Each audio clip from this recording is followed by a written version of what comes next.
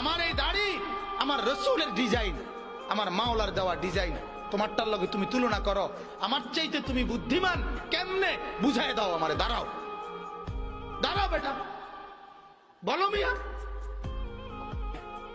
কোরআনুল কারীমে আছে আল্লাহ তাআলা বলেন, ওয়ালাকাদ খালাকনাকুম সুম্মা সাওয়ারনাকুম, বান্দা আমি তোমাকে বানিয়েছি, আমি তোমাকে সাজিয়েছি। বানাইছে কে? সাজাইছে কে? হ্যাঁ, এটা কোরআন।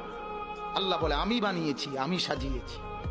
আমার সাজের চাইতে উত্তম সাজ হইতে সিবগাতাল্লাহ, ওয়ামান আহসানু মিনাল্লাহি সিবগা।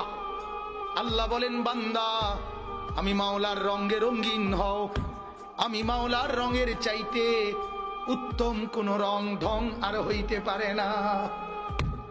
যদি বলেন মাওলা কোনটা আপনার রং, কোনটা আপনার ঢং, আল্লাহ বলবেন লাকাদ কানা লাকুম ফি রাসূলিল্লাহি উসওয়াতুন হাসানা।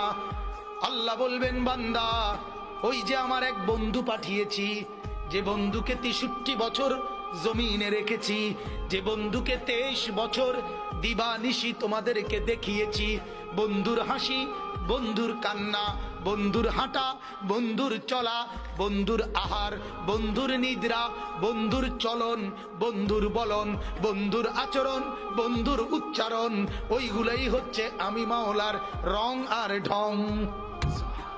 সে বন্ধুকে মুহাম্মাদুর রাসূলুল্লাহ সাল্লাল্লাহু আলাইহি ওয়াসাল্লাম। আল্লাহ বলেন বন্ধুকে দেখো, বন্ধুর মতো সাজো, আমি মাওলার মহব্বত পেয়ে যাবা। সুবহানাল্লাহ।